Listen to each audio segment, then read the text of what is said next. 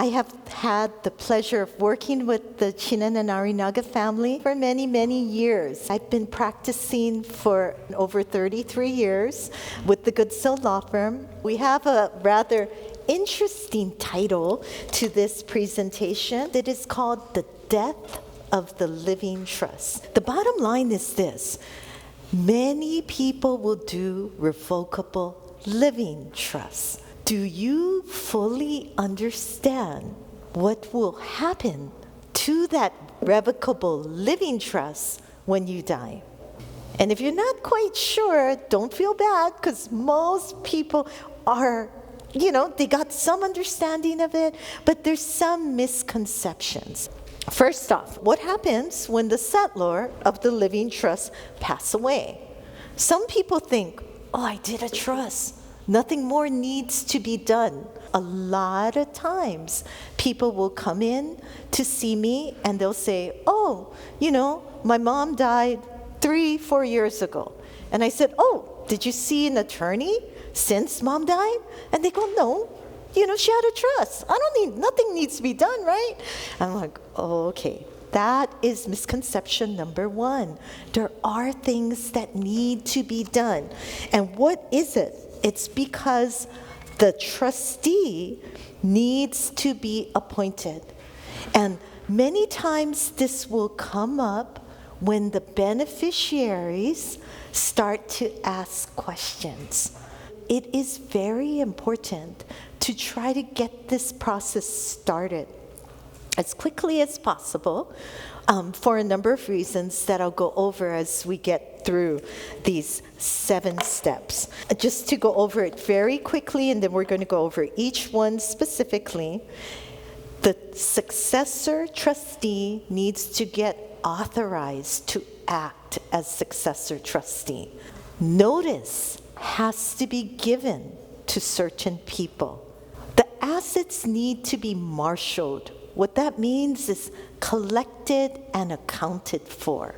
Then those assets, during what is referred to as the period of administration, needs to be managed prudently. If there's taxes and other expenses, those things need to be settled. The trustee should provide a report, which we call an accounting, to the beneficiaries. And then finally, the distribution to the beneficiaries. Distribution occurs at the end. It's because many times in situations, the beneficiaries will be asking about the distributions very shortly after the settlor dies. Okay, step number 1, get authorized as trustee. Remember I said there's a trust. Let's pretend that yesterday I passed away. Well, thankfully, I had created a trust that's called the Judy Lee Revocable Trust. Now, in addition to creating that trust, I actually followed the instructions that I gave myself, and I transferred the ownership of my assets into the trust. How did I do that? I went down to the bank and I told them, I created a trust, here's my short form trust, please change the ownership of my account from Judy Lee to Judy Lee, trustee of the Judy Lee Revocable Trust. And then I filed a deed with the Bureau of Conveyances to change the ownership of my real property into Judy Lee, trustee of the Judy Lee Revocable Trust. In my trust, I had to say who would step in and take over the administration if anything happened to me. And there's 3 circumstances why I might not be able to be trustee anymore.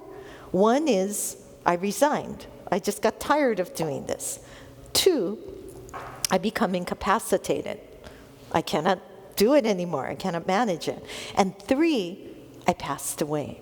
So what we're focusing on for today, 1 and 2 is also important, but we're focusing on number 3. I passed away. So now, what does it say in my trust? And let's just pretend that I named my son Jonathan as the successor trustee. So now what Jonathan needs to do is he has to get authorized to act as trustee. In most instances, he will need a form. It's a simple form, and it's called Acceptance of Nomination as Successor Trustee. Just because I nominated him doesn't mean he has to serve. You might be nominated. You might have friends and families out there who nominated you and don't feel like I have to serve. You have to accept that.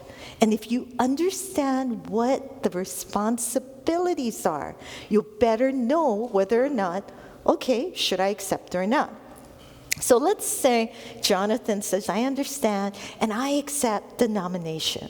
So now John will have to go see an attorney to do this form for him. Now he's got this acceptance form, and that acts almost like a ticket.